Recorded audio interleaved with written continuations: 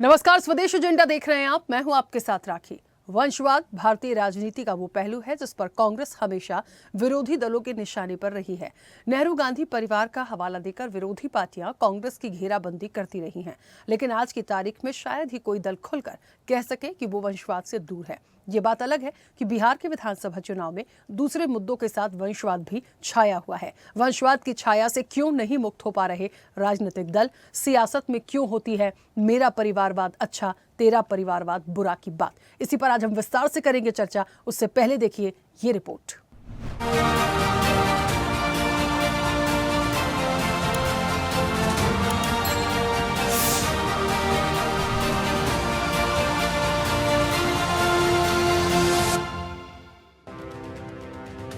बिहार में चुनावी घमासान चल रहा है और स्थानीय मुद्दों के साथ कई राष्ट्रीय मुद्दे भी चुनाव में गूंज रहे हैं।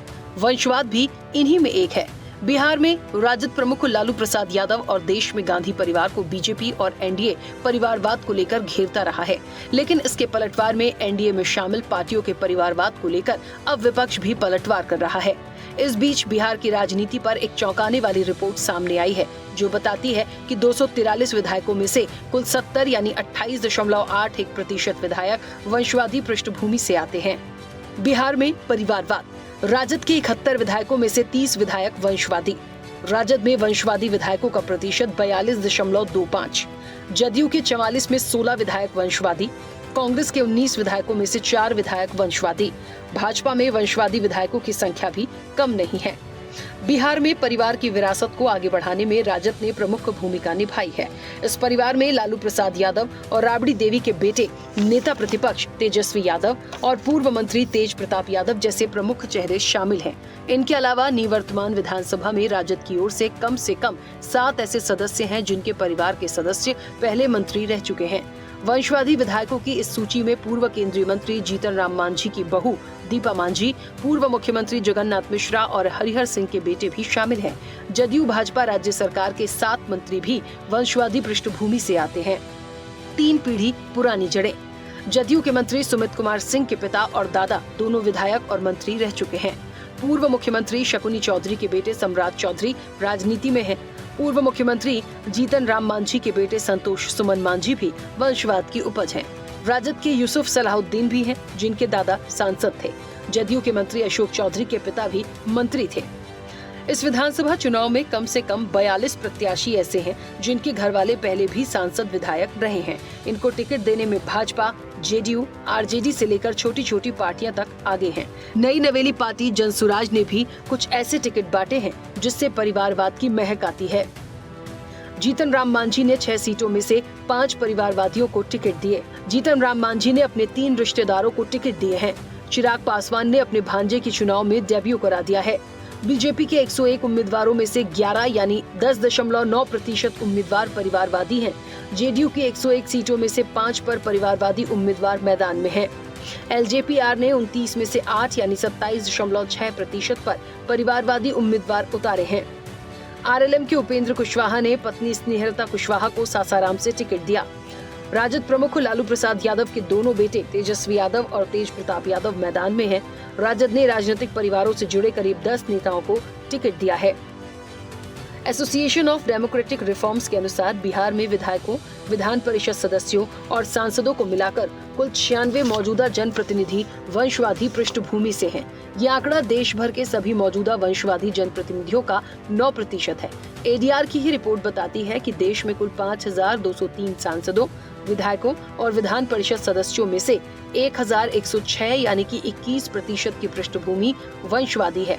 कुल मिलाकर कहें तो हमाम में सब एक जैसे हैं, भले ही वो एक दूसरे पर उंगली उठाएं। कि भारत में एकमात्र राजनीतिक दल ऐसा है जिसका नाम भारतीय जनता पार्टी है, जहां बूथ का अध्यक्ष पार्टी का राष्ट्रीय अध्यक्ष बन सकता है। यही बताता है कि हमारी पार्टी परिवारवाद के आधार पर नहीं चलती और हमने ये सिद्ध कर रख दिया कि परिवारवादी पार्टियों की पॉलिटिक्स इस देश में नहीं चलेगी। पॉलिटिक्स ऑफ परफॉर्मेंस ही देश का नेतृत्व आगे संभालेगी। तो भाजपा का परिवारवाद नहीं है और कांग्रेस के 2 प्रधानमंत्री ने अपनी जान दे दी, तो आप हमको परिवारवादी बोल रहे हैं। 2 प्रधानमंत्री ने अपनी जान गंवाई है इस देश के लिए, उसको आप परिवारवाद बोल रहे हैं और अपने बेटा को बीसीसीआई का सेक्रेटरी बना रहे हैं। यह परिवारवाद नहीं है, यह बेईमानी है। कुल मिलाकर वंशवाद की ये कहानी सिर्फ बिहार की नहीं है। देश की कई पार्टियां ही वंशवाद पर प्राइवेट लिमिटेड की तरह चल रही हैं।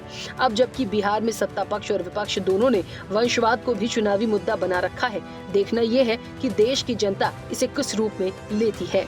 चैनल हेड आरपी श्रीवास्तव के साथ महेश नौटियाल की रिपोर्ट।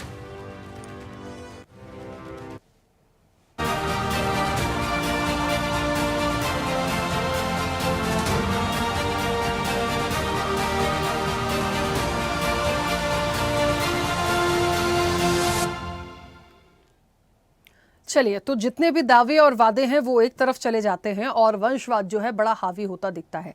और जो पार्टियां ये कहती थी कि हमारे यहाँ वंशवाद नहीं है, उनका भी बहुत अच्छे से जिक्र इस रिपोर्ट में हुआ है और कोई कहीं से कम नहीं है। देखिए, हो सकता है कहते हैं ना कि एक ने तरक्की करी, हमने दूसरे को भी लाया, हमने ही अपने परिवार से यदि कोई राजनीति में कर रहा है काम, जुड़ाव है, तो उसे आगे बढ़ा दिया। अच्छी बात है, आप करिए, लेकिन दूसरों पर फिर आरोप नहीं लगाना चाहिए।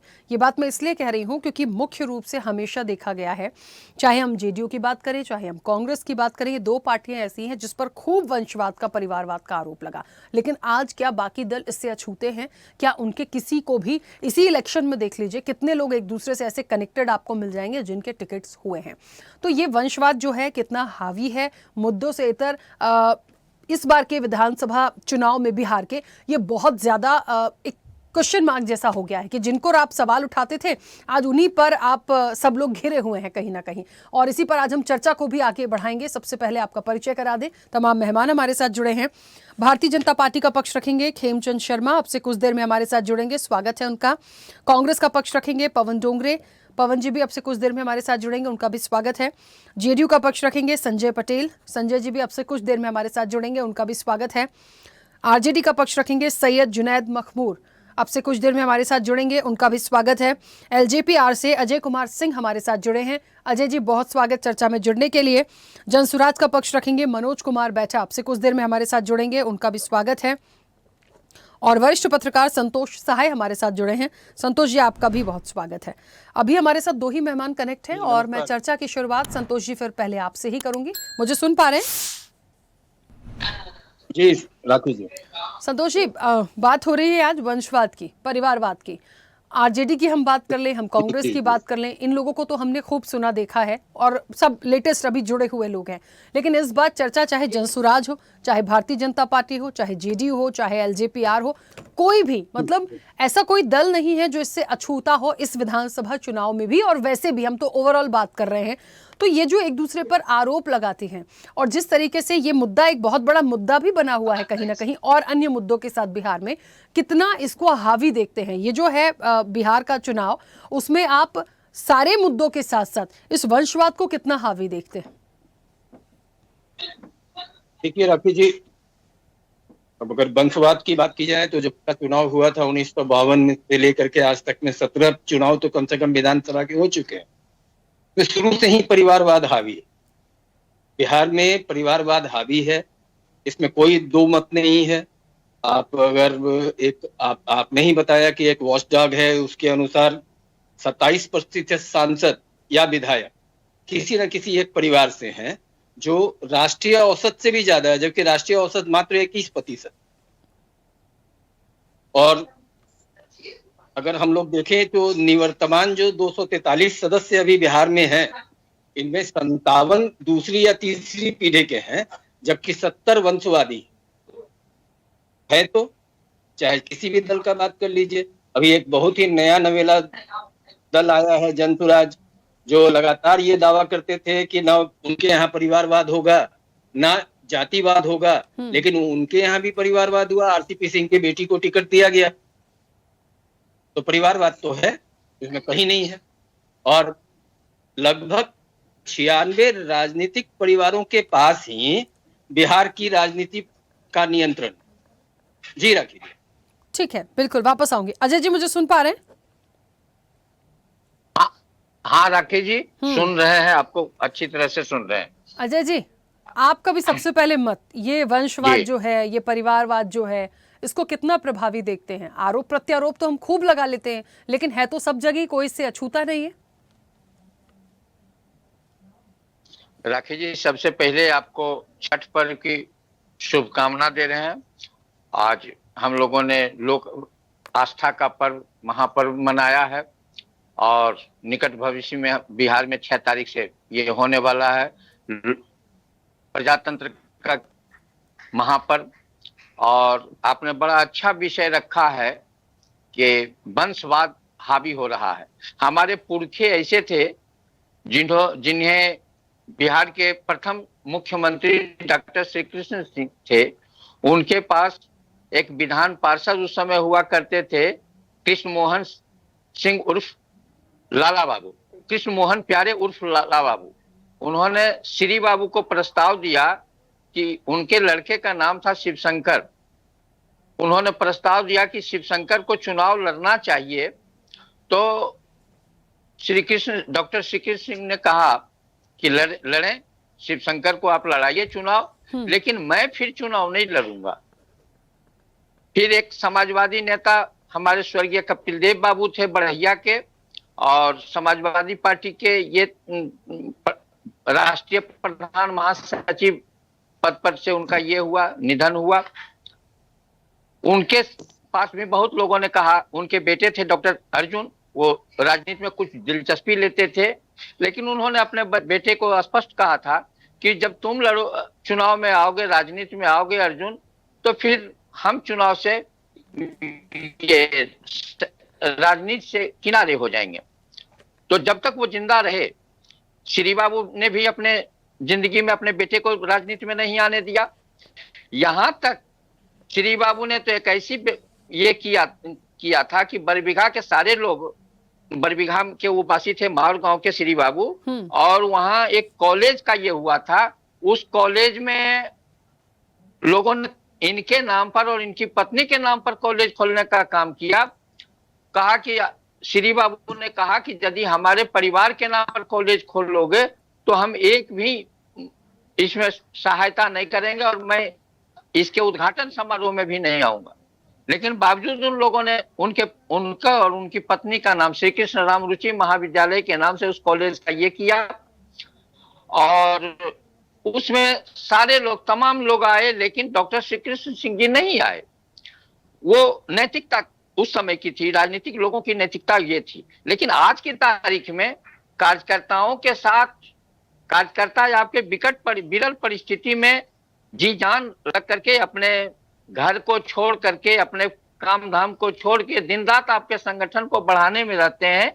लेकिन जब चुनाव का समय आता है तो सारे ये में वो कहीं बेटा आ गए, कहीं चाचा आ गए, कहीं भतीजा आ गए, कहीं भाई आ गए, कहीं बहनों आ गए, इस तरह की बात है। ये जमीनी कार्यकर्ताओं के लिए बहुत बड़ी ये है, और इसमें खास करके जो कार्यकर्ता हैं, ये कार्यकर्ता शब्द ही अब राजनीति से लगभग विलुप्त होने की स्थिति में आ रही है। इसके लिए सारे लोगों को बहुत ये से शुचिता के साथ लगना पड़ेगा, तब जाकर के कुछ राजनीतिक ये होगा। अभी कोई भाई साहब अभी बता रहे थे, ये सहाय जी, कि नई नई पार्टी आई जनसुराज ने भी इसी तरह का परचम लहराया।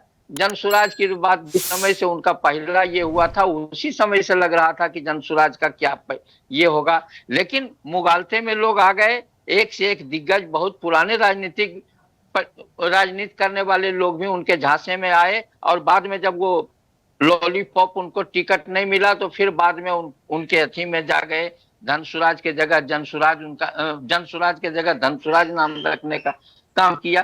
तो ये सब उसी का ये काम है, ये परिवारवाद है। एक जगह ऐसा भी होता है कि परिवार में हैं बड़े नेता हमारे पिताजी, लेकिन अब हर बात में हमको परिवारवाद का, जैसे हमारे ही पार्टी के ये है राष्ट्रीय अध्यक्ष चिराग पासवान जी भले हमारी पार्टी के संस्थापक आदरणीय परम आदरणीय रामविलास जी के सुपुत्र हैं, लेकिन हर जगह उनको इसी नाम पर यह होता था कि ये रामविलास जी के बेटे हैं, इसलिए जमुई से चुनाव जीत जाते हैं। पशुपति पारस जी चुनाव जीत जाते हैं, और सारे लोग कहते हैं कि इसी तरह से केवल रामविलास जी के नाम पर चुनाव जीते थे। आज की स्थिति, ये जो नई परिस्थिति बदली कि उनके परिवार को तोड़ा गया, उनका ये हुआ, उसके बाद चिराग पासवान जी ने अपने ये कामयाबी हासिल की कि अपने पिता के टैग को हटाने में बहुत हद तक ये हुए कि उनके जहां से जीरो से चले थे और जीरो से स्टार्ट करके पिताजी की जो विरासत थी वहां तक पहुंचने की वो कामयाबी ठीक है। हासिल कुल मिलाकर अजय जी इस चीज को मानते हैं कि कहीं ना कहीं ये एक जरूरत भी है। जी, जरूरत भी है परिवारवाद। जी हाँ, नहीं जी, नहीं, जरूरत भी नहीं, जरूरत है, लेकिन कार्यकर्ताओं की उपेक्षा करके जरूरत है, ये कतई उचित नहीं है राजनीति की शुचिता में। ठीक है, चलिए मैं वापस आऊंगी। हमारे साथ कई सारे मेहमान जुड़ गए हैं। खेमचंद जी, मेरी आवाज पहुंच रही है? हाँ जी, आवाज आ रही है। नमस्कार, जय हिंद। हाँ, नमस्ते खेमचंद जी। परिवारवाद आपकी, राखी जी। हाँ, परिवारवाद की बात हो रही है, सियासत में वंशवाद की बात आ रही है। आज एक ऐसा विषय है जिस पर पक्ष और विपक्ष को खूब बोलने को मिलेगा। हमेशा होता था कि जब भी कोई ऐसा सब्जेक्ट होता है इलेक्शन में तो ले देके परिवारवाद पर आते हैं। आज सब्जेक्ट इसलिए भी ये रखा गया कि ठीक है, खूब चल रहा है बिहार में वंशवाद, लेकिन कोई इससे अछूता भी नहीं है। और भारतीय जनता पार्टी के जिन उम्मीदवारों को टिकट्स दिए गए हैं उसमें भी 11% का आंकड़ा ऐसा है खेमचंद जी जिसमें वंशवाद, परिवारवाद दिखता है, जिससे पार्टी हमेशा कहती थी कि हम इससे दूर हैं। तो आप कैसे देखते हैं और कितना प्रभावी होगा ये बिहार में? राखी जी, सबसे पहले तो मैं आपके टीवी के माध्यम से सभी को छठ पर्व की बहुत शुभकामना देता हूँ। आज छठ पर्व का समापन हुआ है। छठ मैया हम सभी का कल्याण करे, भगवान सूर्य नारायण हम सबका कल्याण करें। देखिए, परिवारवाद की जब हम बात करते हैं तो परिवारवाद में दो चीजें हैं। एक कि एक विशेष परिवार का ठेका हो गया कि वही अध्यक्ष बनेंगे, अगर सरकार आ गई तो वही मुख्यमंत्री बनेंगे, मंत्री बनेंगे, एमपी बनेंगे, एमएलए बनेंगे, और उसके अलावा किसी भी और कार्यकर्ता को वहां पे उस पद तक या उस पोस्ट तक पहुंचने की कोई गारंटी नहीं है। जैसे आरजेडी में अगर सरकार आती है तो वहां पे साफ है कि लालू जी के परिवार से मुख्यमंत्री, मंत्री, जैसे पहले भी हुआ 1.5 साल में जब कोalition में हुआ था, और उन्हीं के परिवार को सारी चीजें मिलेंगी, पावर मिलेंगी, उन्हीं के परिवार से अध्यक्ष रहेगा, महामंत्री रहेंगे, जो कंट्रोलिंग पावर है वो उन्हीं के पास रहेगी, बाकी के लोगों के पास वो पावर कभी भी नहीं रहेगी। लेकिन दूसरी तरफ अगर आप एनडीए की बात करेंगे तो हाँ, कुछ लोग, जैसे आपने 10-11% बोले, उसमें कोई बुराई नहीं है। अगर आपके बाप दादा या आपके परिवार के लोग पहले राजनीति में थे, लेकिन आपने लगातार संघर्ष किया है, काम किया है, आप में योग्यता है, मेहनत कर रहे हो और फिर आप चुनाव लड़ रहे हो, तो उसमें कोई, बिकॉज अब इसका मतलब ये थोड़ी है कि अगर आपके बाप दादा राजनीति में थे तो ये अभिशाप हो गया कि आप राजनीति में नहीं आ सकते हैं। लेकिन जहाँ एब्सोल्युटली पावर एक फैमिली को है, परिवार को है, कुछ लोगों को है, वो परिवारवाद अलग है, तो हम उसके विरोधी हैं। वो परिवारवाद कांग्रेस में है कि वहाँ एब्सोल्यूट पावर जो है वो गांधी परिवार के पास है। वो आरजेडी में है, वहाँ एब्सोल्यूट पावर लालू प्रसाद जी के परिवार के पास है। ऐसा भारतीय जनता पार्टी में नहीं है। भारतीय जनता पार्टी का अध्यक्ष भी ये नहीं सोच सकता कि मैं परमानेंट हूँ।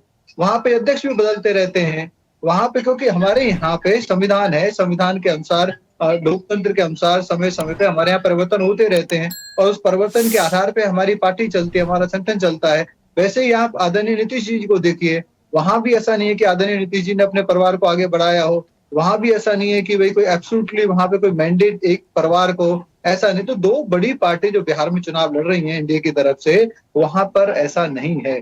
तो ये डिफरेंस है। एक परिवारवाद जहाँ एब्सोल्युटली पावर है, एब्सोल्युटली कंट्रोल है, मोनोपोली है और उन्हीं को पावर मिलेगी, और बाकी के जो कार्यकर्ता हैं सिर्फ दरी बिछाने का काम करेंगे, सहयोगी का काम करेंगे, सपोर्ट रोल में काम करेंगे। लेकिन वहीं भारतीय जनता पार्टी में अगर किसी परिवार के व्यक्ति को टिकट मिली है तो वो संघर्ष करके आया है, इवॉल्व होके आया है, काम करके आया है, उसमें कोई दिक्कत नहीं है। लेकिन किसी को भी भारतीय जनता पार्टी में एब्सोल्युटली पावर नहीं है। ये डेमोक्रेटिक है। यहाँ लाखों करोड़ों जो कार्यकर्ता हैं, जो वो चाहते हैं, जो उनका फीडबैक होता है, उसी के अनुसार चीजें डिसाइड होती हैं। ठीक है जी राखी जी। बिल्कुल। खेमचंद जी वापस आऊंगी। पवन जी मुझे सुन पा रहे हैं? जी हाँ राखी जी, एकदम क्लियर आवाज आ रही है। पवन जी, अब भारतीय जनता पार्टी की यदि बातों को आगे बढ़ाऊं मैं तो एक कॉमन प्रतिक्रिया तो मेरी सभी से रहेगी वंशवाद को लेकर, लेकिन इससे कोई अछूता भी नहीं है, ये भी बहुत अच्छी बात है। लेकिन सबसे बड़ी बात जो पार्टी की तरफ से आई, भारतीय जनता पार्टी की तरफ से, कि देखिए चलिए मान लिया इस चीज को कि परिवारवाद सब जगह है, वंशवाद सब जगह है, लेकिन कांग्रेस के साथ थोड़ा अलग मामला है। और वो क्यों है वो उन्होंने बताया, आपने खुद ही सुना होगा कि एक क्राइटेरिया ऐसा है कि सब यहीं से ही निकलेंगे, अध्यक्ष से लेके और आप मतलब हर पोजीशन की बात उन्होंने बहुत क्लियर करी है। कैसे देखते हैं और कितना प्रभावी होगा ये जिस तरीके से मुद्दा इस समय बिहार में बना? राखी जी, भारतीय जनता पार्टी एक मिथ में जीती है, और वो मिथ ये है कि कांग्रेस के अंदर परिवारवाद में गांधी घराने को सबसे ज्यादा वेटेज दिया जाता है। ये मिथ यानी एक तरीके से बिलीव इनके अंदर बना के रखा गया है, जो भारतीय जनता पार्टी में बनाया हुआ है। सही मायने में अगर देखा जाए तो कांग्रेस एकमेव ऐसी पार्टी है जो लोकतंत्र को सामने रखकर संविधान को अपना आदर्श मानकर चलती है। आप कहीं पर भी देख लीजिए, हमारे जो पार्टी प्रोटोकॉल के अंदर लोकतंत्र के माध्यम से चुनाव होते हैं, और डिस्ट्रिक्ट लेवल से लेकर नीचे से यानी ग्रासरूट लेवल से लेकर ऊपर तक के वोट की प्रतिक्रियाएं होती है, और उसके पश्चात अध्यक्ष, उपाध्यक्ष, ये सारे लोगों को चुना जाता है। और जिस तरीके का अभी इस यहाँ भारतीय जनता पार्टी के प्रवक्ता मेरे भाई शर्मा जी यहाँ पर बात कर रहे थे, शर्मा जी को मतलब उनको नींद में से किसी ने जगा दिया तो उनको ऐसा लगता है यार गांधी घराने ने हमको नींद में से जगाया है। ये आरएसएस ने और भारतीय जनता पार्टी के खून में ही डाल दिया गया है, तो उनका कोई दोष नहीं है। कोई भी अगर बीजेपी का वक्ता यहां पर बैठेगा तो वो यही बोलेगा कि घरानेशाही मतलब। मैं पूछना चाहता हूं कि राजीव गांधी जी के निधन के पश्चात आज तक के संसद के अंदर सोनिया जी भी है, राहुल गांधी जी भी है, मगर कौन सा, जब हमारी खुद की सरकार थी, कौन सा ऐसा पद इन्होंने ले लिया? आप बताइए कि कौन सी मिनिस्ट्री इन्होंने ली? आप जो बोल रहे हैं कि पावर इन्हीं के थ्रू जाना चाहिए, मुझे ये पूरा का पूरा हमेशा झूठ लगता है, क्योंकि हम लोग पार्टी में काम करते हैं, पार्टी का एक प्रोटोकॉल है, उसी के माध्यम से सबको चुन के आना पड़ता है। वोट की प्रतिक्रियाएं होती है, वोट लिया जाता है, पार्टी कमिटीज बनाती है, उसके पश्चात उस व्यक्ति, अभी मल्लिकार्जुन खड़गे सर है, मल्लिकार्जुन खड़गे सर को भी सारे लोगों ने मिलकर जब वोटिंग दिया, उनके पश्चात मल्लिकार्जुन खड़गे सर हमारे पार्टी के अध्यक्ष है। तो ये मिथ दिमाग में से निकाल दीजिए, और बार बार ये ब्लेम करना बंद कर दीजिए कि भारत में अगर कुछ भी हो रहा है तो नेहरू जी की वजह से हो रहा है, कुछ होगा तो राहुल गांधी जी की वजह से होगा। ये सारी चीजें अपने दिमाग से निकालकर घरानाशाही, मुझे आपको एक बात बताइए, उस घराने के किसी भी बच्चे को क्या अधिकार ही नहीं है इलेक्शन लड़ने का, चुनाव में खड़े रहने का? उसमें अगर पोटेंशियलिटी है, उसमें अगर क्वालिटी है, तो उसको आप घरानाशाही का नाम क्यों दे रहे हैं? पब्लिक अगर उसको एक्सेप्ट करती है मतलब उस व्यक्ति के अंदर पोटेंशियलिटी है, और अगर उसमें पोटेंशियलिटी है तो उसको मौका मिलना चाहिए। लोकतंत्र है, लोकशाही है, लोकशाही में भारत के हर नागरिक को चुनाव कंटेस्ट करने की, इलेक्शन लड़ने की, किसी पार्टी को चुनने की, ये उसको स्वतंत्रता दी हुई है। तो मुझे ऐसा लगता है कि बीजेपी या जिस तरीके का ये फेक नैरेटिव फैला कर बीजेपी का कार्यकर्ता, जिसको हम अंध भक्त कहते हैं, अंध ही नहीं, लूल, बहर, लंगड़ और गूंग, ये सब तरीके के हो चुके हैं, क्योंकि इनके माइंड में सिर्फ ये सिखाया गया है कि कंपल्सरी राहुल गांधी जी या घरानाशाही को डोमिनेट करते हैं। मुझे तो हंसी आती है जब ये इस तरीके की बात करते हैं। बोलिएगा, छोटी छोटी सी प्रतिक्रिया, 3 मेहमान और हैं, उनकी आ जाए, मैं आपको वापस से समय दूंगी, फिर बोलिएगा। मैं समझ सकती हूँ कोई आपत्ति बिल्कुल होगी, लेकिन अभी मैं वापस से मौका दूंगी तो बाकी लोग रह जाएंगे, इसलिए प्लीज छोटी छोटी प्रतिक्रिया आए, उसके बाद मैं वापस आ रही हूँ। संजय जी, मुझे सुन पा रहे हैं? हाँ, सुन रहे हैं आपको हम। हाँ संजय जी, बड़ा वंशवाद बिहार में खूब छाया हुआ है, जेडीयू भी कहीं इससे पीछे नहीं है, और कहा जा रहा है 46 में से 16 ऐसे सीटें हैं जहां पर वंशवाद बड़ा हावी है, तो आप लोग भी इससे पीछे नहीं हैं, तो फिर क्यों एक दूसरे पर ठीकरा फोड़ते रहते हैं वंशवाद का या इस तरह की चीजों का? इससे कितना प्रभावित होगा इलेक्शन? कुछ बोलूं, सबसे पहले आप सबों को बुलाने के लिए धन्यवाद। और अभी चूंकि 6 तारीख को मतदान की प्रक्रिया होनी है, तमाम बिहार वासियों से अपील करूंगा कि आप 6 तारीख को मतदान में खुलकर भाग लें, बढ़ चढ़ कर भाग लें, जिससे आप सरकार बनाने में सक्षम हो सके। आते हैं वंशवाद पर। वंशवाद पर अभी अब किसी भी नेता को, किसी भी पार्टी को ये दोषी नहीं ठहराया जा सकता। सारा पार्टी वंशवाद को लेकर चल रही है।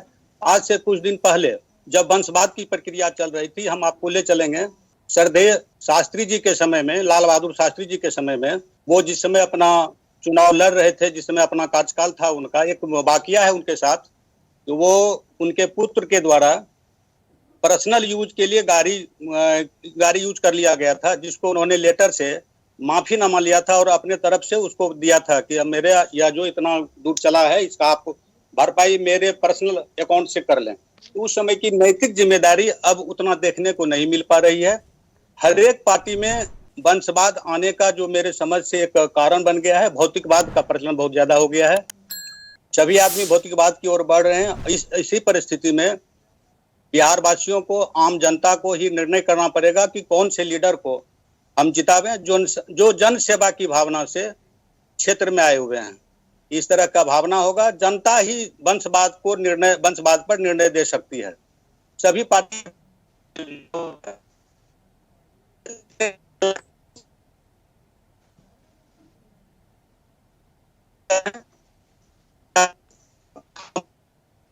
ऑडियो नहीं आ रहा आपका ठीक से संजय जी। संजय जी शायद नेटवर्क इशू है, ऑडियो नहीं आ रहा है प्रॉपर।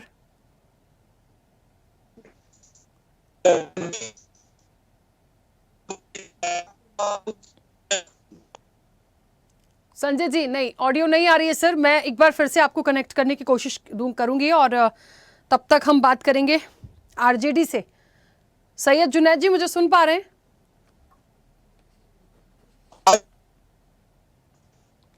सैयद जुनैद जी मेरी आवाज पहुंच रही है? हाँ पहुंच रही है, बोलिए। सैयद जुनैद जी, आरजेडी ने तो रिकॉर्ड ही तोड़ा है, ऐसा लग रहा है 42% का रेशियो ऐसा आया है। बड़ा वंशवाद दिख रहा है यहाँ तो। और क्योंकि आरोप हमेशा लगे ही हैं वंशवाद के, सभी पे लगे हैं, आज की पूरी चर्चा में कोई इससे अछूता नहीं है। तो क्या ये वाकई बहुत ज़रूरत है, इसलिए ये चीज़ें हैं, या इसके पीछे कुछ और आंकते हैं? क्या मानते हैं और कितना प्रभावी होगा इस इलेक्शन में, क्योंकि अन्य मुद्दों के साथ ये भी एक मुद्दा है? देखिए, बात वंशवाद की यहाँ कोई ऐसी बात है नहीं। बात तो मेन है कि विकास की बात है और लोगों को आगे बढ़ाने की बात है, जो तेजस्वी जी अभी तक बोल रहे हैं और करने की क्षमता रखते हैं। वो हर पार्टी में वंशवाद है, हर पार्टी में लोग अपने लोगों को टिकट देते हैं। लेकिन आप एक बात जानिए कि डॉक्टर अगर है कोई, तो वो अपने बच्चे को डॉक्टर बनाने की कोशिश ज्यादा करता है।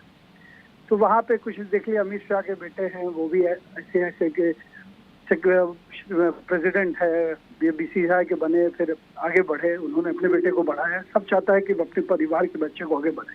ऐसा राजनीति में होना नहीं चाहिए, लेकिन ऑलमोस्ट ऐसा हो रहा है, सारे पार्टी कर रही। बात जो है, अभी जो ये चुनाव है, ये चुनाव बदलाव का चुनाव है। हम लोग इस पे ज्यादा ध्यान नहीं देखें, अपनी पार्टी को जिताने के लिए ज्यादा हम लोग मेहनत कर रहे हैं और आगे बढ़ाने की मेहनत कर रहे हैं। और लोगों को चाहते हैं कि हमारी पार्टी के साथ जुड़ के और अच्छे से 6 तारीख को जो वोट है, जो इलेक्शन का डेट है, उस दिन हम लोग को वोट देके हम लोग की पार्टी को जिताए और जो भी कैंडिडेट हो उनको तेजस्वी जी समझ कर वोट देके उनको जिताए। आज एक दुखद खबर है, मुंगेर के हम हैं, मुंगेर से बहुत दुखद खबर है। हम लोग बहुत आहत है आज कि हमारे एक वरिष्ठ नेता जेपी आंदोलन के आज उनका देहांत हो गया है। हम लोग उसी में थे, जिसके कारण हम लेट ज्वाइन भी किए और आज हम लोग उसी में हैं, इसलिए हम वीडियो कॉल भी नहीं कर पाए। इसलिए उनको हम श्रद्धांजलि देते हैं, नरेश यादव जी को। वो बेचारे आज हम लोग के बीच नहीं है। हेलो। सैयद जी सुन पा रही हूँ? ठीक है सैयद जी, ठीक है। मैं कुछ है मेरे प्रश्न और, बट मैं करूंगी एक एक बार सभी की प्रतिक्रिया आ जाए और मनोज जी की प्रतिक्रिया आ जाए। मैं दोबारा से जब अपने सवाल लूंगी तब आपसे बहुत सारे सवाल मैं करूंगी। अभी आपने कुछ ऐसी बात कह दी है कि मुझे नहीं लगता कोई ऐसा क्रॉस क्वेश्चन मैं करूं। ठीक है, मनोज कुमार जी मुझे सुन पा रहे हैं? जी मैं सुन पा रहा हूँ, आप मुझे सुन पा रहे हैं? हाँ, आपकी आवाज आ रही है। मनोज जी, जनसुराज भी इससे अछूती नहीं है, क्या बात है भाई? मतलब क्या इतना प्रभावी हो गया है और ऐसा लगता है कि वंशवाद को या परिवारवाद को ही आगे लेकर चलेंगे तभी कुछ आगे नैया पार हो पाएगी? ऐसा क्यों? अपने अपने परिचितों को आगे बढ़ाना, अपने से जुड़े हुए लोगों को आगे बढ़ाना, अपने परिवार के लोगों को आगे बढ़ाना, ये कहाँ तक उचित है? नहीं करिए, परिवार जुड़ा है, सब अपनों को बढ़ाते हैं। जैसे अभी आरजेडी कह रही थी, सब अपने परिवार के बच्चों को पहले आगे बढ़ाते हैं, लेकिन कार्यकर्ताओं के बारे में भी सोचा जाना चाहिए। मेरा व्यक्तिगत मत है, वो बहुत जमीनी स्तर से पार्टी के लिए, संगठन के लिए काम करते हैं, मौका उनको भी मिलना चाहिए। बिल्कुल सही बात आपने कहा। किसी भी प्रकार का वंशवाद, अगर उस बंदे में क्वालिटी नहीं है तो नहीं बनाना चाहिए। एक कहानी मुझको याद आती है। राजा एक भरत हुए, भरत, जिसके नाम पे इस देश का नाम भारतवर्ष पड़ा था और बहुत महान यह देश। तो भरत के जितने बच्चे हुए तो वो आकर के एक एक बच्चों को टेस्ट करते थे, उनकी क्वालिटी टेस्ट करते थे कि या ये बंदा राजा बनने लायक है कि नहीं, ये देश को संभाल सकता है कि नहीं। और सारे जो उनके बच्चे आए उनको टेस्ट किए तो कोई बच्चा ऐसा नहीं निकला कि इस देश को संभाल सकता था। उनको बहुत चिंता हुई क्योंकि बड़ी मुश्किल से इस देश को बनाया उन्होंने। तो देखा कि ये इन सब बंदों में कुछ नहीं है, तो एक यज्ञ किया। यज्ञ किया मतलब रिसर्च किया, रिसर्च करके एक ऐसे बंदे को लाया जिसके अंदर सारी क्वालिटी थी राजा बनने की, उसके हाथ में सौंप दिया। आई भारतवर्ष को और विस्तार किया। उसी के वंश में जब धृतराष्ट्र आए तो पुत्र मोह में दुर्योधन के अंदर सारी कमियां होने के बावजूद उसको उनको दिख नहीं रहा था। धृतराष्ट्र अंदर होने का मतलब उनके पुत्र के अंदर सारी कमियां होने का दिख नहीं रहा था। राजा यही बने इस जीत पर अड़े हुए थे, क्वालिटी थी या नहीं थी। और उन्होंने फिर क्या हुआ, महाभारत हुआ और सबका सर्वनाश हो गया। इसी तरह से आज के युग में देखने को मिल रहा है, क्वालिटी हो या न हो, मेरा ही लड़का इसके बाद गद्दी पर बैठेगा, मेरा ही लड़का मंत्री बनेगा, मेरा ही लड़का विधायक बनेगा, एमपी बनेगा। और देखिएगा पूरे बिहार में 1250 परिवार ही ऐसे हैं जिसके अंदर पूरी सत्ता घिरी रहती है। बाकी लोगों को मौका ही नहीं मिलता है। जो कार्यकर्ता जिंदगी भर इसको झंडा ढोते ढोते बिता देता है, उनको भी मौका नहीं मिलता है। जब यहाँ पे देखिएगा पूरे भारत के इतिहास में देखिएगा कि राजतंत्र बहुत रहा है। तो लगता है अगर कोई अपने जो बेटे बाप विधायक है या एमपी है या मंत्री है, अपने बेटे को टिकट दिलवाता है, उसका बेटा जीत के जाता है, तो हम उसको बेटे को दोष नहीं देंगे, जिताती तो जनता ही है ना। तो हमारे अंदर इतने राजतंत्र देखे हैं, इतने राजाओं को देखे हैं, उसका बेटा क्वालिटी हो या ना हो बनते गया है। हमारे डीएनए में राजतंत्र की एक चिप बैठ गई है कि अब ऐसा ही होगा, इसी का बेटा बन सकता है, दूसरा तो बन ही नहीं सकता। तो जो डीएनए हमारे अंदर घुस गई है, इसलिए जिताते जाते हैं। आज जब यहाँ पर देखिए प्रजातंत्र हो गया 1947, बहुत पुराना नहीं बात है, लेकिन डीएनए जो बहुत पुराना चला आ रहा है कि राजतंत्र होना चाहिए, इसलिए हम लोग जिताते रहते हैं, हमारी जनता जिताती रहती है। और एजुकेशन की बात करें, हाँ स्किल लोगों के पास है, कोई इंजीनियरिंग कर लिया, डॉक्टर बन गया, स्किल है, लेकिन डीप डाउन एजुकेशन डेप्थ बहुत कम लोगों में है जो इस बात को समझ सकते हैं। जब प्रजातंत्र बना तो प्रजातंत्र 5 साल में बदलिए, आप स्वतंत्र है चुनने के लिए। अगर उस लड़के को चुन रहे तभी तो वो लड़के को आगे कर रहा है। और एक और बात हो तो उनके पास एक पॉलिटिकल सेटअप होता है, उस पॉलिटिकल सेटअप के थ्रू उनको आगे बढ़ना बहुत आसान होता है। एक आम कार्यकर्ता होता है, वो पॉलिटिकल सेटअप उसको न मिलने की वजह से, ईमानदार होने के बावजूद भी, कर्मठ होने के बावजूद उसको मौका नहीं मिलता है। जब राजतंत्र, जब जो प्रजातंत्र में बहुत दिनों तक एक बाप, उसके बाद बेटा, उसके बाद उसका बेटा जब बनता है तो प्रजातंत्र नहीं रह जाता, वो राजतंत्र बन जाता है। जब बहुत दिनों तक ऐसा सिलसिला चलता है तो वो राजतंत्र तनाशाह में बदल जाता है। जब वो तनाशाह में बदलता है तो जनता को, पब्लिक को कुछ नहीं समझता, पूरा शासन प्रशासन उसके कंट्रोल में हो जाता है। आज देखिए बिहार में वैसा ही है, 20 सालों में किसी को मौका दे दिया, आप उसी पार्टी में उठा के देख लीजिए, उसी का बेटा बन रहा है, उसी फिर उसका बेटा बन रहा है। जितने विधानसभा में लोग बैठते हैं उनकी हिस्ट्री उठा के देख लीजिए। तो एक सेटअप उनका बन गया है। यही कारण है कि आज देखिए जिसके पास पैसा और पैरवी है वही आगे बढ़ रहा है, जिसके पास पैसा पैरवी नहीं है तो निष्पक्षता से कुछ भी नहीं हो रहा है। तो ये दुर्भाग्य है, ये किसी भी राज्य को, किसी भी देश को पीछे ढकेलता है, पीछे लेके जाता है। आज बिहार का ही पीछे इतना पड़ा हुआ है, या कोई भी संस्था क्यों पीछे पड़ जाता है। अगर क्वालिटी होने के बावजूद भी आप उसको आगे बढ़ाइएगा तो क्या काम करेगा। जैसे हम सम्राट चौधरी को बात कर लें, उनकी डिग्री उठा कर देखिए, उनको 2 शब्द इंग्लिश के बोलना नहीं आता है, आज इस राज्य के वित्त मंत्री हैं। ऐसे लोगों को आप आगे बढ़ाइएगा। उनके पिताजी को देखिए, वो क्या थे, सुखनी चौधरी, उनके बेटे हैं, इसलिए उतना आगे बढ़े हैं।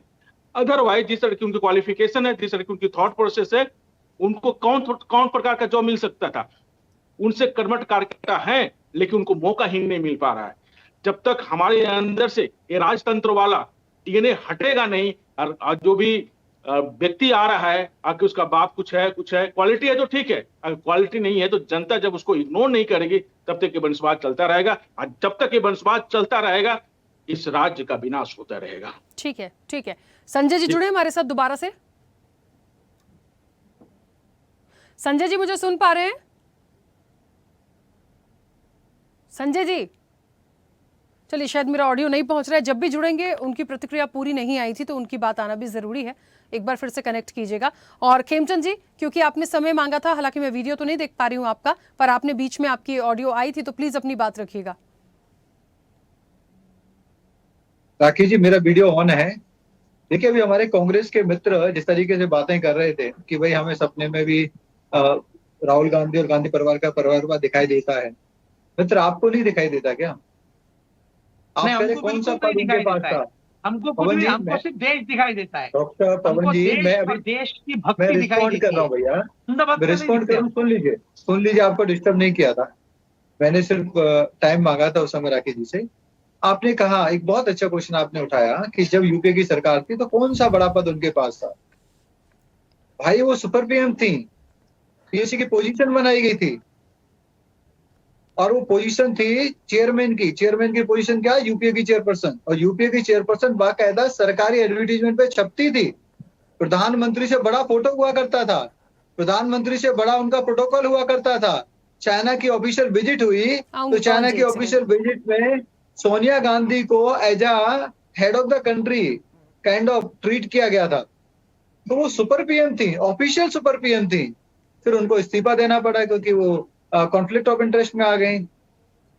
जब आ गई तो उनको फिर लोकसभा की अपनी पोजीशन गंवानी पड़ी।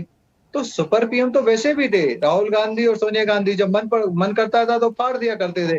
अच्छी चीज के लिए सोनिया गांधी जी और राहुल गांधी के फोटो छपते थे, और खराब चीज का ठीक रहा मनमोहन सिंह जी को फोड़ दिया करते थे। तो मैं इसको कहता हूँ परिवारवाद। अगर आपके या किसी के, मेरे हों आपके हों, सभी जो पैनलिस्ट हैं, अगर उनके बच्चे कल को राजनीति में जाते हैं तो अभिशाप नहीं है, तो अच्छी बात है। एक्सपीरियंस है उनको, वो समझते हैं, बचपन से चीजें देखी हैं, सिस्टम को समझते हैं। लेकिन भारतीय जनता पार्टी में और एनडीए का जो दूसरी जो बड़ी पार्टी है जेडीयू है, वहां पे वो संघर्ष करके जाते हैं, मेहनत करके जाते हैं। संघर्ष करके और मेहनत करके जब जाते हैं तो इसमें कोई बुराई नहीं है, मैं ऐसा मानता हूं। अगर संघर्ष करके और बिना मेहनत के आपको बनी बनाई और आपको गारंटी मिलती है, जैसे आरजेडी में गारंटी है, समाजवादी पार्टी में गारंटी है, कांग्रेस में गारंटी है कि एक परिवार ही सुपर रहेगा, एक ही परिवार की राजनीति चलेगी, एक ही परिवार की बोली चलेगी, तो उसको कहते हैं परिवारवाद। तो ये डिफरेंस है हम में और आप लोगों में, यही डिफरेंस है। हम सेवा करते हैं, आप माली समझते हो अपने आप को, सेवा करते हैं। दिल्ली में देखो कितना बड़ा परिवर्तन है। मात्र 5-6 महीने में यमुना जी में हमारे करोड़ों पूर्वांचली भाई बहनों ने छठ मनाई। आदरणीय प्राइम मिनिस्टर मोदी जी भी गए, हमारे मुख्यमंत्री जी भी गई, मंत्री गए, सबने डुबकी लगाई। मैं खुद वहां पे आचमन करके आया। ये डिफरेंस है। अगर नियत है तो करके दिखा सकते हो, अगर नियत नहीं है तो करके नहीं दिखाओगे। तो हमारी नियत सेवा की है, हमारी नियत आम लोगों को एम्पावर करने की है। हमारे यहाँ पे कार्यकर्ताओं को एम्पावर किया जाता है, उनका निर्माण किया जाता है, उनको समर्थन किया जाता है, उनकी ट्रेनिंग होती है, और उसी में से लोगों को चुन के आगे के लिए जिम्मेदार बनाया जाता है, और वो जिम्मेदार कार्यकर्ता आगे बढ़ते हैं। आज जो जितने भी आप देखेंगे हमारे मंत्री हैं, मुख्यमंत्री हैं या प्रधानमंत्री हैं, वो सब एक ऐसे परिवारों से आते हैं जहाँ पे गरीबी भी थी, आम लोग थे, गाँव में रहते थे, बेसिक चीजों की जरूरत थी, लेकिन स्ट्रगल किया, मेहनत की, काम किया, ऑर्गेनाइजेशन की रिस्पेक्ट की, वैल्यूज की रिस्पेक्ट की, और आज वो बड़ी जिम्मेदारी निभा रहे हैं। तो ये फर्क है भारतीय जनता पार्टी में और पार्टियों में। इसीलिए हम कहते हैं कि दूसरी पार्टियां परिवारवाद और अपीजमेंट की पॉलिटिक्स करती हैं, हम सबका साथ सबका विकास करते हैं, और साथ के साथ डेमोक्रेटिक तरीके से हम लोग सबको मौका देते हैं। ठीक है, हाँ पवन जी बोलिए, कुछ कह रहे हैं? चलिए, छोटा सा करारा जवाब देता हूं इनको। जय शाह के बारे में नाम सुना है क्या? और कुछ बताओ मैं आपको? मैं तो सिर्फ एक छोटा सा नाम लिया अभी, है ना। आप बताइए कि क्या क्वालिफिकेशन थी, वो बताइए। क्या मंत्री हैं, क्या मुख्यमंत्री हैं, क्या वो मेंबर ऑफ पार्लियामेंट है, सुनिए ना, क्या वो एमएलए हैं, क्या भारतीय जनता पार्टी में उनके पास कोई पोजीशन है? अगर किसी फेडरेशन को हेड कर रहे हैं तो यू कैन नॉट लिंक। आगे का बोलने तो दीजिए, आपके यहाँ पे आगे का बोलने तो दीजिए। ये आपकी ऊंची मानसिकता को दिखाता है। बात हम पॉलिटिक्स की कर रहे हैं, आप इसको सॉल्यूशन में पहुंच गए। यही तो प्रॉब्लम है आपकी। मैंने तो कुछ भी नहीं कहा। फेडरेशन में अपने दम पे वो आगे बढ़े हैं, अपने दम में आप आगे बढ़े। ठीक है, एक सेकंड खेमचंद जी रुकिए, एक एक करके बोलेंगे तो बहुत बेहतर तरीके से हमारी चर्चा होगी। शर्मा जी, आप मुझे धैर्य सिखा रहे थे। अच्छा पवन जी सुनिए, पवन जी, खेमचंद जी कह रहे हैं पॉलिटिकली वंशवाद की बात हो रही है, जय शाह जी को पॉलिटिकल राजनीति में मत लाइए, वो ऐसा कह रहे हैं। राखी जी, वो ऐसा है, 900 चूहे खा के बिल्ली हज को चली, बहुत पुरानी कहावत है। और उसमें दूसरों का अगर कोई पार्टी में है, कांग्रेस है, तो वंशवाद है। भारतीय जनता पार्टी में अगर किसी का बेटा कोई पद पे जाता है तो वो क्वालिफिकेशन से जा रहा है। अरे ऐसा ये जो दुहेरी भूमिका है उसको बंद कीजिए। भारत में संविधान चलता है और किसी भी पार्टी में अगर किसी मिनिस्टर का बच्चा क्वालिफाइड है, अगर वहां से लड़ने के लिए और पब्लिक उसको अगर समर्थन दे रही है तो उसको वंशवाद का नाम देना बंद कर दीजिए। थोड़ी देर पहले हमारे भाई मनोज भाई ने बहुत क्लियर बात की है कि अगर टैलेंट है आप क्यों नहीं समझते, और आप ये ठीकरा हमेशा अपोनेंट पार्टीज के ऊपर क्यों फोड़ रहे हैं। अरे भारत के अंदर कोई भी अगर पार्टीज है तो क्या उनके बच्चे अगर उस पार्टी में आना चाहते हैं, वो अगर कुछ चीज करना चाहते हैं, क्या उनको वो अधिकार नहीं है? हमारा संविधान हर भारतीय को जो स्वतंत्र भारत पैदा हुआ है उसको ये अधिकार देता है कि वो इलेक्शन लड़ सकता है, वो किसी का भी बच्चा रहो। वो अगर उसका ये क्या उसका दुर्भाग्य है कि उसके पिताजी अगर राजनीति में है तो उसने पॉलिटिक्स में आना नहीं चाहिए? ऐसा अगर हो तो डॉक्टर का बच्चा डॉक्टर नहीं बनेगा, इंजीनियर का बच्चा कभी इंजीनियर नहीं बनेगा। आप बोलोगे वंशवाद चला रहे हो आप। ऐसा नहीं रहता है। आपको क्वालिफाइड होना पड़ता है, आपको लोगों के काम करना पड़ेंगे। राजनीति के अंदर जब तक आप एक सक्षम कार्यकर्ता नहीं बनोगे, लोग आपको नेता मानते ही नहीं है। तो ये जो वंशवाद के बारे में बात हो रहा है ये पूरी तरीके से रॉन्ग है। मैं चाहूंगा भारत का हर नागरिक स्वतंत्र है, जिसको जो बनना है वो बन सकता है। अनफॉर्चुनेटली बीजेपी के अंदर हर व्यक्ति में ये भावना कूट के भर दी गई है, ये भावना हर व्यक्ति में दी गई है। उनका यही मानना होता है वंशवाद, गांधी घराना, वंशवाद, अरे ये घराना। आप ऐसा समझना बंद कर दीजिए, ऐसा कुछ नहीं है। हमारे पास में कांग्रेस के अंदर जब तक वो व्यक्ति एक प्रोटोकॉल से मेहनत करता हुआ आगे नहीं आएगा, वो किसी का भी बच्चा रहो, वो कितने भी बड़े घराने से रहो, उसको कार्यकर्ता बोलकर ही काम करना पड़ेगा। ठीक है पवन ये जी, कांग्रेस की प्रथा है, इसको एक्सेप्ट कीजिए प्लीज। ठीक है। हाँ संजय जी मुझे सुन पा रहे हैं? हम सुन पा रहे हैं तो हाँ प्लीज अपनी बात रखेगा, उस समय आपका ऑडियो भी नहीं आ रहा था। हम इनके बात से सहमत हैं बना जी। वास्तव में वंशवाद पर किसी को दोष देना गुनाह होगा। जो आदमी योग्य है वो आ रहा है पद पर, जनता को निर्णय करना है किसको जिताना है। अगर जन सेवा के भाव से आया हुआ है तो उसको जिता सकता है, जन सेवा के भाव से नहीं आया है तो नहीं जिता पाएगा। माननीय मुख्यमंत्री जी बहुत अच्छे काम कर रहे हैं बिहार के लिए। हर जब समान रूप से समान विकास समान न्याय की बात कर रहे हैं, उनके पार्टी में भी वंशवाद की बात आ रही है। परंतु जितने भी नेता आ रहे हैं, छनकर आ रहे हैं, योग्य नेता आ रहे हैं, जिसकी आवश्यकता इस समाज को है, इस परिवार को है, इस बिहार को है। और ऐसी परिस्थिति में अगर योग्य व्यक्ति आ रहा है चुनाव में तो आना ही चाहिए। जनता उसको जिता कर लाती है। हम लोग लाख बहस कर ले, एक दूसरे पर ठिकरा फोड़े, फलना पार्टी वंशवाद का, सारे पार्टी अभी वंशवाद में हैं, कुछ न कुछ है, योग्यता के आधार पर कुछ है, कुछ वंश के आधार पर है, वो लाजिमी चल रही है। इसका निर्णय जनता को ही हर हाल में करना है। जो व्यक्ति जन सेवा के भाव से आएगा वो जीत कर आएगा, जन सेवा के भाव से आएगा तो जनता की भी सेवा कर पाएगा।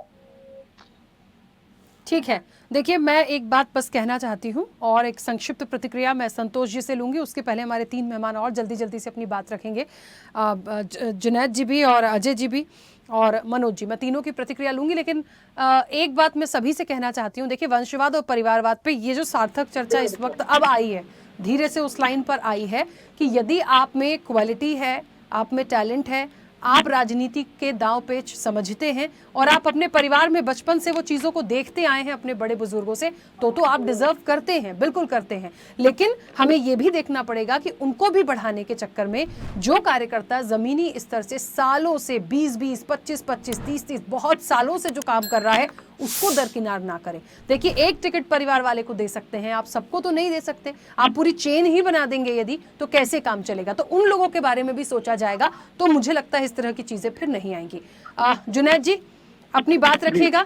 आरजेडी का तो खैर प्रतिशत बहुत हाई है, लेकिन मुझे ऐसा लगता है कि यहाँ पे बात बहुत क्लियर कर दी है बाकी लोगों ने।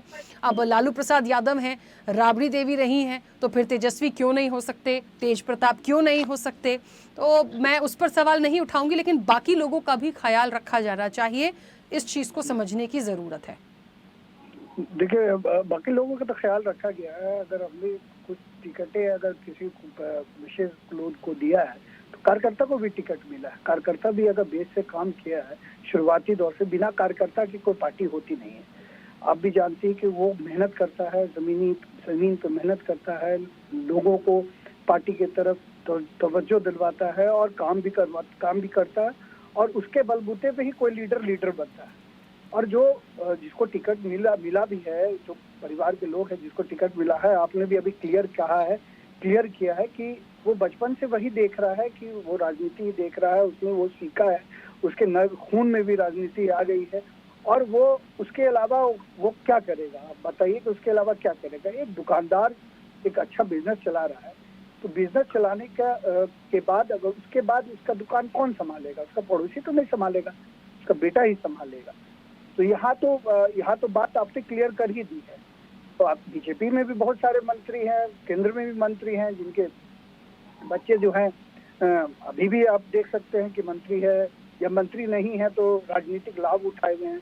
आप गडकरी जी के बच्चे को देख लीजिए कि अभी जो इथेनॉल ब्लेंड होके जो पेट्रोल में आ रहा है, तो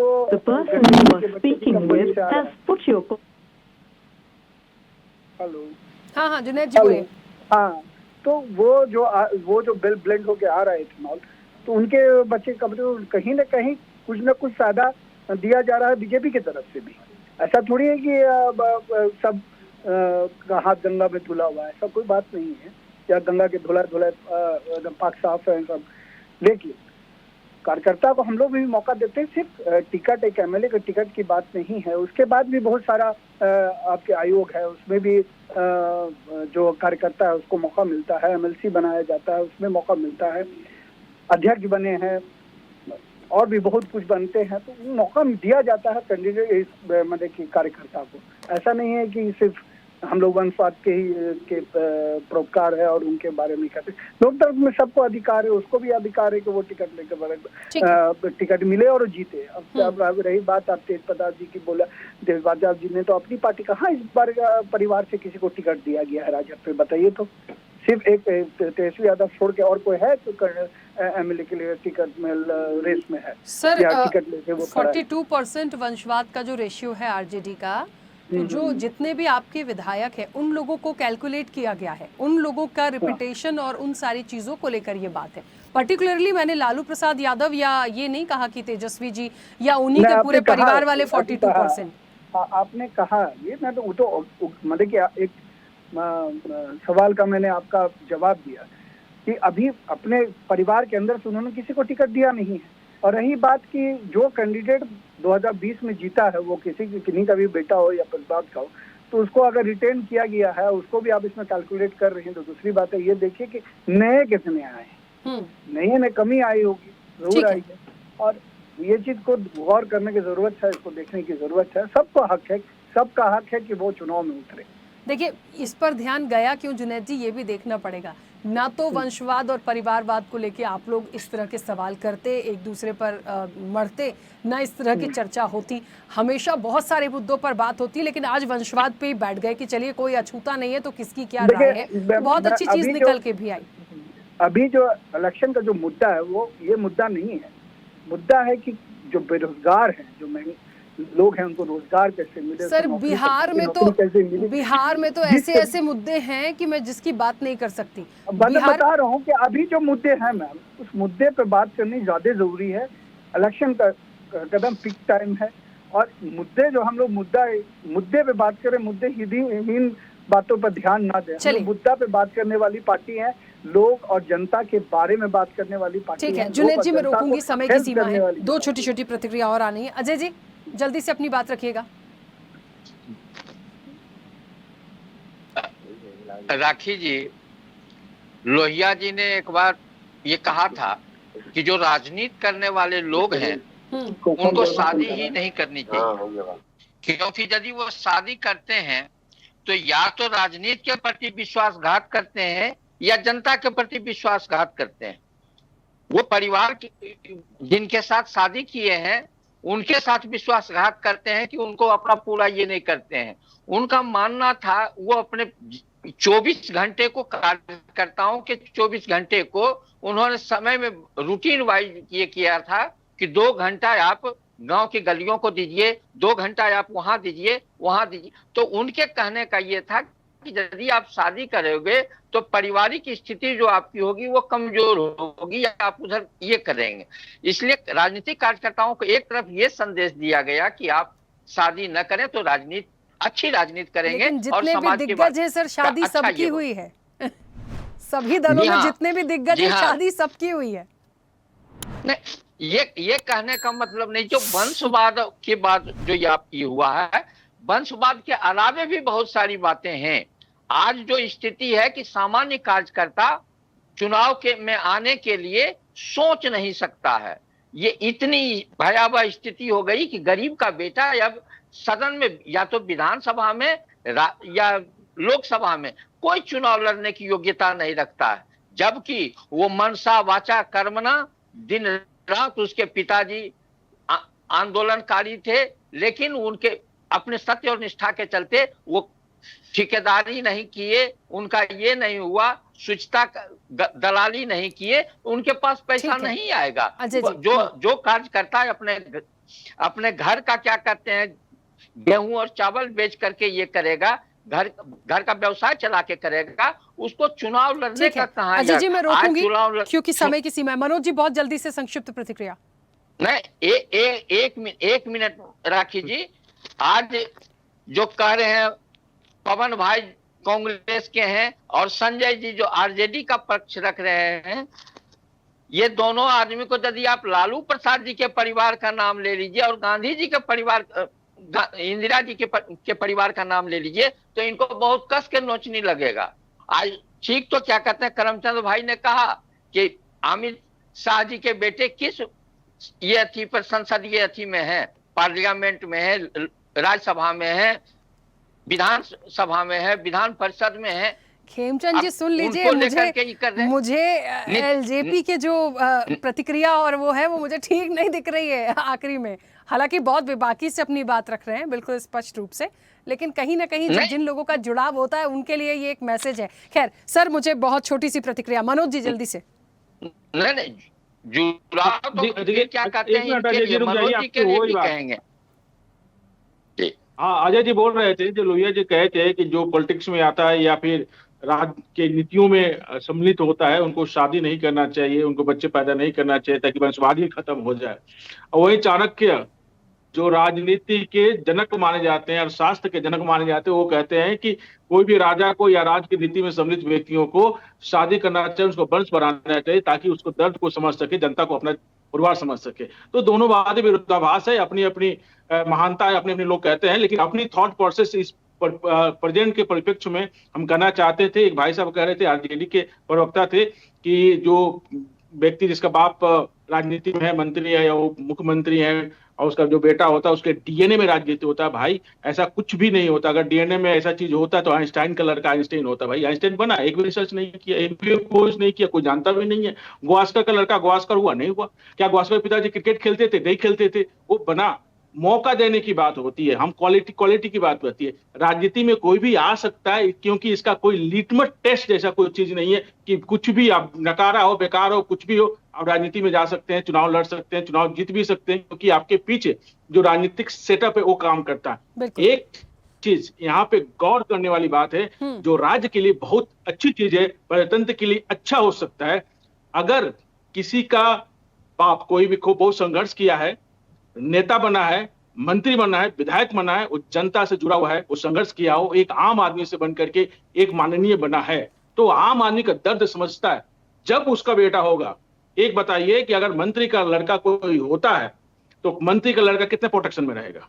बहुत प्रोटेक्शन में रहेगा, बहुत सुरक्षा में रहेगा। वो आम आदमियों से नहीं मिलता है, आम लड़कों से नहीं मिलता, आम आदमियों से जीवन उसका नहीं होता है, इसलिए वो लोगों का दर्द नहीं समझता है। इसलिए वंशवाद खत्म होनी चाहिए प्रजातंत्र में, प्रजा मालिक चलिए होनी समय चाहिए। बहुत हो गया, एक बहुत छोटी सी संक्षिप्त प्रतिक्रिया। मैं संतोष जी ऐसा मानूं कि जो ये मुद्दे परिवारवाद और वंशवाद के होते थे शायद इस चर्चा के बाद खत्म हो जाने चाहिए, क्योंकि यहाँ तो सबके सुर बदल गए।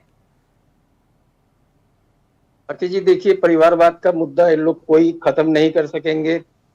कांग्रेस भाजपा चूंकि देश की एक बड़ी पार्टी है, दोनों एक दूसरे पे आरोप प्रत्यारोप तो करते ही रहेंगे, और दोनों ही नहीं इनकार कर सकते हैं कि इनके दल में परिवारवाद नहीं या वंशवाद नहीं। अभी हमारे साथ में 6 दल के तो कम से कम लोग बैठे हुए हैं, सारे कम से कम ये तो मान रहे हैं कि इनके यहाँ परिवारवाद है।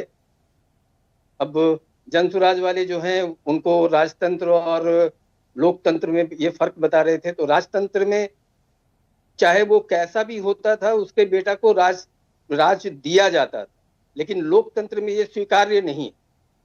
लोकतंत्र में कहीं से स्वीकार नहीं है।